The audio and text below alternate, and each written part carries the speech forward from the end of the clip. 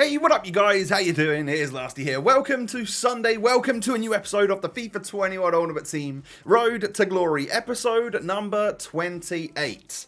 Now, like I said, it is Sunday, so this is the one of two potential videos today. You know what you've got to do if you'd like to unlock the second episode of the day. That is to hit 5,000 likes in the first 3 hours of the video being out. Alright, so by 3 PM UK, I'm going to be checking back and I want to see 5,000 likes. I know you guys can do it, so thank you so much. Hit that thumbs up button if you want to see another vid today. Subscribe as well to the channel if you're new around here. We're aiming to get 500,000 subs as quick as we possibly can. Click the little notification bell so you never miss a video. And of course, if we do upload later, you'll get notified of that, so you won't miss that either. Excellent.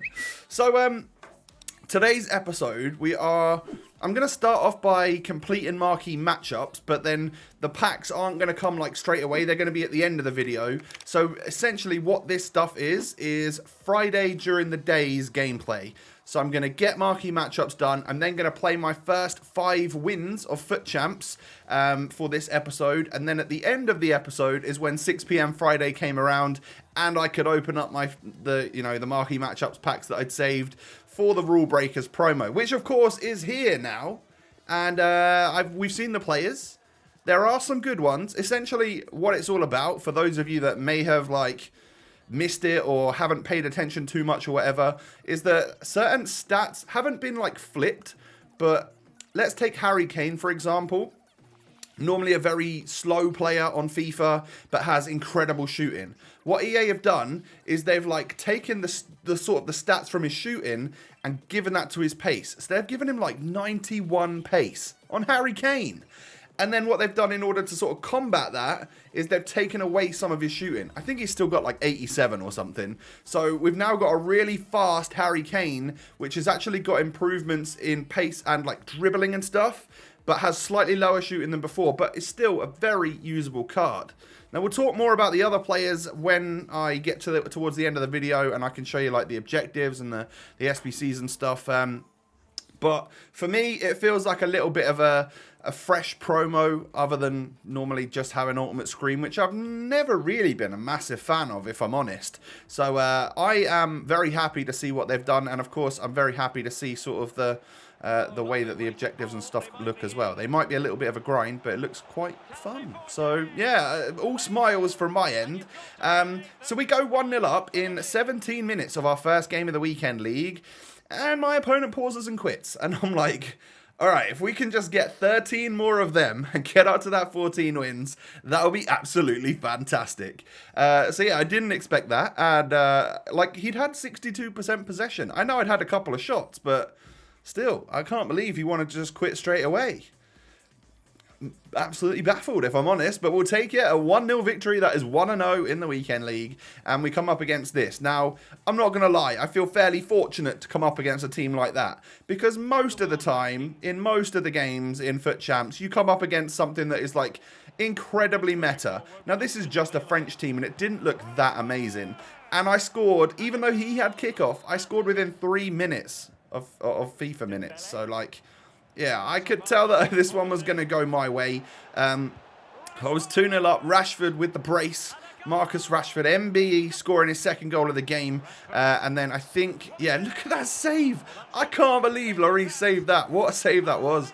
But Rashford ends up getting his hat-trick after 37 minutes. We love the man. And I told you that I think he was going to be a great striker. And he's just proving it already in FUT Champs. And yeah. Again, I'm really glad we got him. He is really expensive right now because he has got an inform this week and the market went upwards. I think regular Rashford's like 200k, and I think we paid 160 for him. I'll probably end up selling him at the end of the weekend league to try and take that profit, because I can see players dropping down in price again, or as he, comes back into packs next week, then I think he would obviously drop again. So we'll try and take as much money from him as possible. Now, I nearly bottled this match. I was 3-0 up and cruising, and then for some reason I gifted him 2 goals.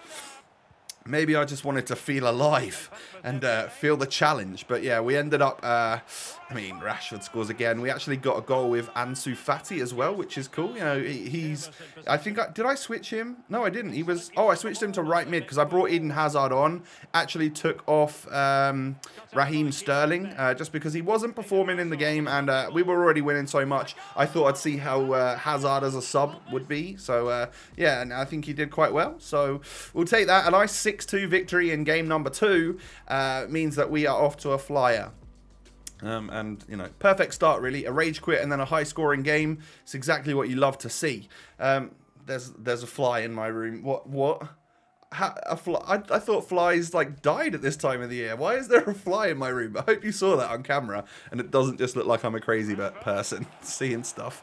Anyway, random lasty moment of the episode is over. At half-time in this game, it was 0-0. This was a tough one and I was getting peppered. I couldn't make many opportunities, and this guy was pretty good. So I was a little bit out of my depth. He had a nice team as well, and he was playing really far back, which made it so hard to attack. And he had Delaney and Joe Gomez. So Red Delaney from this week's informs, and then Joe Gomez at the back was very difficult to break down. Eventually, I got the goal with Marcus Rashford to go 1-0 up. It just didn't last long. It really didn't. I was actually in Discord at the time talking to some friends, and so one of my friends scored a goal, and I scored a goal like 5 seconds later, and then he conceded a goal, and I conceded a goal like 5 seconds later as well. It was literally like the matches we were playing were the exact same thing. But yeah, anyway, we have to go into extra time, so I brought Mbappe on, and Mbappe does Mbappe things. Like, it's just sublime. It was a good ball from Eden Hazard, the super sub, to Kylian Mbappe, the super sub, and I've ended up getting a goal to go 2-1 up. And I was flying, like I was on cloud 9, thinking we were going to win this game. But one ridiculous Hail Mary through ball from his defender just carved me open, and Raheem the Dream gets through and scores. 114th minute, I get equalised on, and then just to rub it in, 119th, 120th minute, Red Delaney. Just goes ahead and scores the winner against me. So I lose in the 120th. Now, that happened to me in my favour a few times last weekend. So as much as it was annoying at that point in time, you know what? I think he actually played better than me. We were lucky to be 2-1 up. So GG's to that guy, really. It don't matter at the end of the day, does it? We take our first loss, we get rid of it, we get it out of the way. But it was just heartbreaking and soul-destroying that it happens in the 120th minute. So we're 2-1. Obviously not the perfect start that we had last week. But Ansu Fati knocks it into Dembele, and I just turn the defender and score past the goalkeeper. Sterling is then running down this side, plays a nice through ball to Rashford, cut that one inside. Ousmane Dembele, look at the power behind that strike. I think whoever it was that told me to change his chem style, you've done a good job, buddy, because he has been firing on all cylinders since. I like the way the team's set up. Did you also notice? I didn't actually tell you, did I? I'm rocking the 4-2-2 now. I've switched it. So we're not playing the 4-4-2 defensive. I have actually changed it so that I've got Ansu Fati and Raheem Sterling as, like, instead of out here as wingers, they're like up here as cams. So they're a little bit more in the action, but they still get wide. And that's literally my bread and butter from the last FIFA. So I feel really comfortable with that formation already. Now look how far this opponent's defense was sat back. It was one of them again. Clearly a drop back or a one depth type of player. But eventually we found a little gap and scored the goal with that man again, Marcus Rashford. He then plays a good ball through from Frenkie de Jong. Ansu Fati just sort of waits, dribbles, knocks a lovely ball in to Ben Yedder. And of course, I'm going to concede that right there. It was just great hold-up playing a good ball in from Ansu Fati. So, yeah, no real complaints there. Ousmane Dembele then just scoops and outpaces the defender. He didn't change defender and try and track me from a different angle. So I just kept running. The gap opened up and I scored the goal. So we're 2-1 up at half-time. And I feel a little bit like I need to win this one. I'm bossing it on possession, had more attempts on goal than my opponent. I just need this game to go my way. Cue my opponent scoring a goal to make it 2-2 in the 67th minute. Damn it, we've ended up conceding. So, yeah, this one could be going the distance again. But not too long afterwards, we knock it into Rashford, scoop that defender, and that is why the 5-star skills are so useful. We get the goal, we're 3-2 up, and then right at the end of the game, my opponent actually gives away a penalty, I guess out of a little bit of rage of what's looking like him losing the match. I decide to let Rashford step up. I go down the middle, but then move right. And unfortunately, he reads that and saves the pen. But that was the last kick of the game, so it didn't matter. We end up winning anyway. It would have just been nice to get an extra goal for the Englishman's record, because he's been bossing it so far for us. 4 wins, 1 loss. Can this be our 5th win of the episode? I hope so. It's going to be tough, though. Joe Gomez and informed Kyle Walker. He's got Martial, Allen, Timo Werner. Oh, and just the small matter of Neymar Jr. Uh-oh. This could be absolutely horrible. But we get through after 3 minutes and score. So 1-0 lasty. Nice work. Yeah, I mean, come on.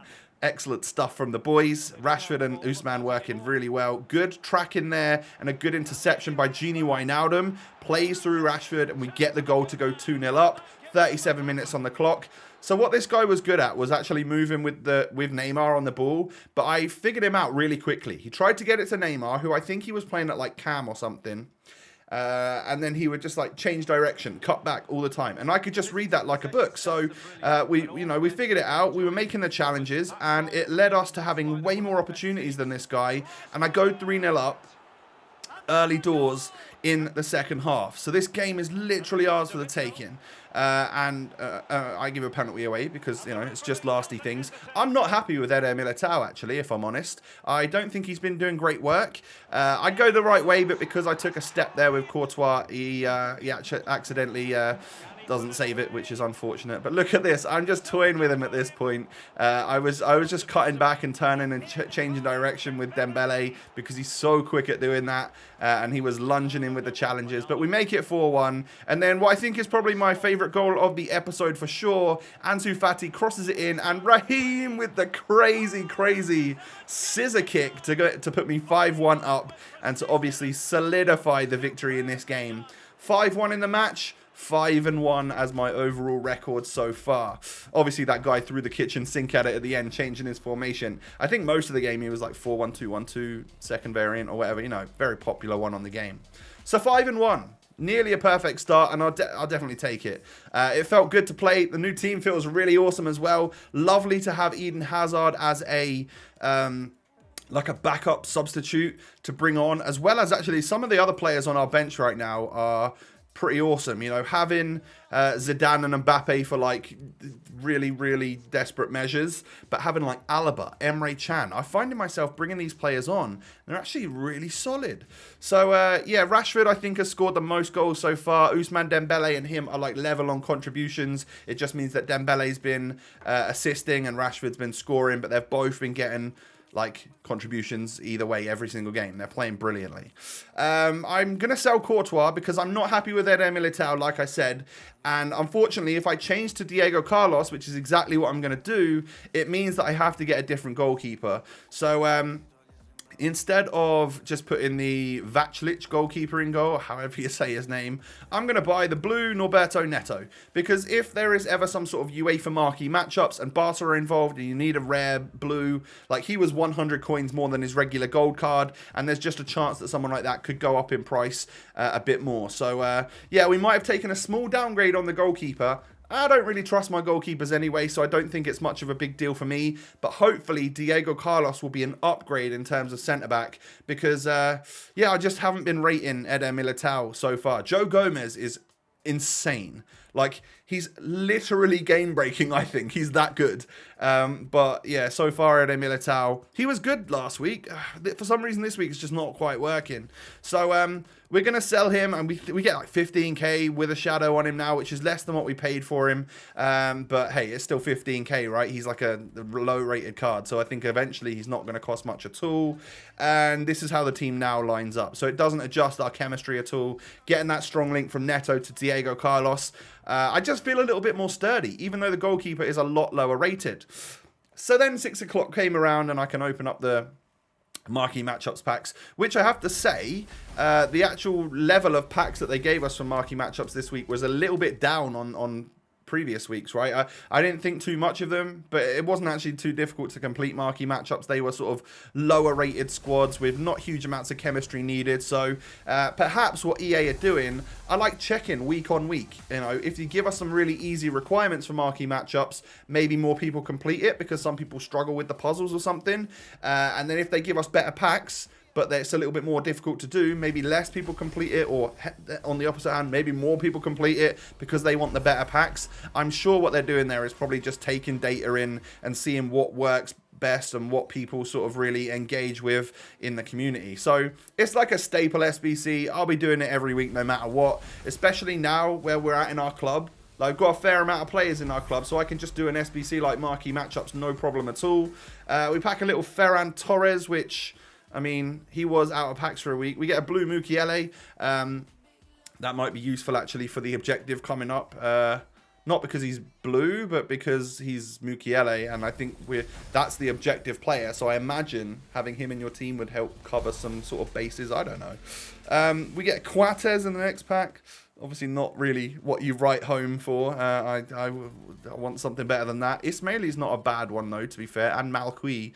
Decent cards for, like, first owner nations and leagues. No boards again from the next one. This fly is annoying me. Look, I think you could probably see that one on camera there. We get another Mukiele. This time just the regular gold version. So whichever one of them is selling for more, I might just sell on and get some money. I think I saw a Yedlin in there as well. And yeah, that was my pack. So this new promo, we've got an Iñaki Williams SBC, but there's two variants of him. You get a player pick and you have to choose one of the two.